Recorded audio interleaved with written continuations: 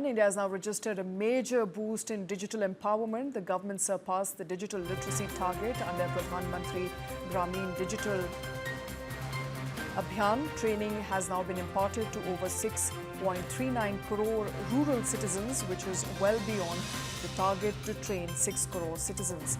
Over 22 lakh candidates enrolled in skilling initiatives like FutureSkills in partnership with NASSCOM. The trainees were taught cutting-edge technologies like AI, robotics and cybersecurity.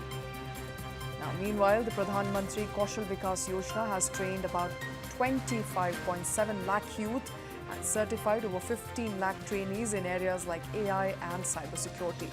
To bridge the digital divide in small towns and villages, National Institute of Electronics and Information Technology has trained over 43 lakh individuals, while the India AI mission aims to make India a global AI leader.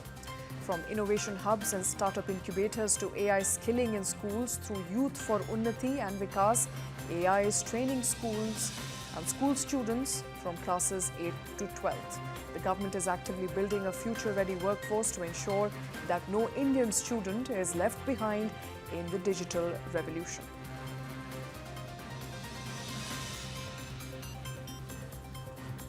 And the smartphone market in India has now experienced a significant rebound in the second quarter of 2025. According to the Counterpoint's monthly India Smartphone Tracker report, the market has seen about 8% year-on-year increase in volume and a remarkable 18% year-on-year surge in value. The 18% rise in value in India's smartphone market wholesale during the second quarter is the highest ever quarterly increase in value. This robust performance can be attributed to 33% year-on-year jump in new smartphone launches, aggressive marketing campaigns and a strong performance during summer sales.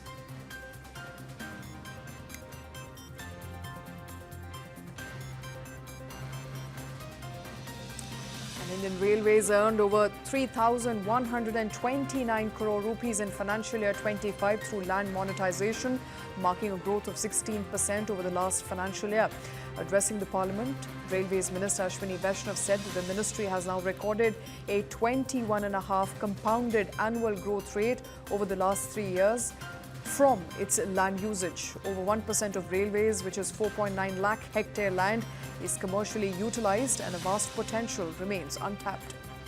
Despite a steady increase and growth in revenues from land use, Railways is now earning about 1.1% of its revenue from other sources like land and advertisement slot sales.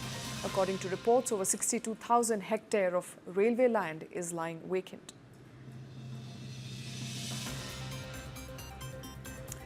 And in a big feat for India's ISRO, it has now successfully launched its most advanced Earth observation satellite, NISAR, from Sriharikota yesterday.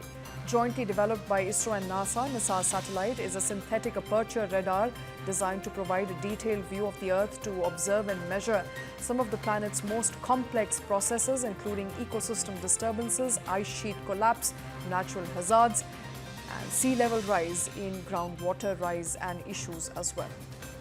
And NISAR will observe Earth's land and ice-covered surfaces globally with 12-day regularity on ascending and descending passes, sampling Earth on average every 6 days for a baseline 3 years mission. Its radar, the first of its kind in space, will systematically map Earth, measuring changes of our planet's surface as small as a centimeter.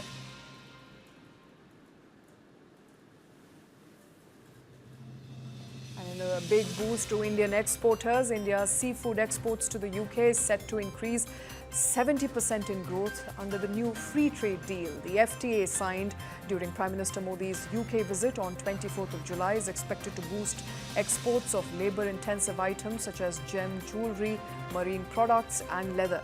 India's seafood export in financial year 25 stood at about $7.38 billion, which is nearly 60,523 crore rupees, with frozen shrimp alone, in fact, contributing as many as 66%, which is $4.88 billion. According to a statement by Commerce Ministry, other key exports like engineering goods, auto parts, engines, organic chemicals are also expected to get a boost.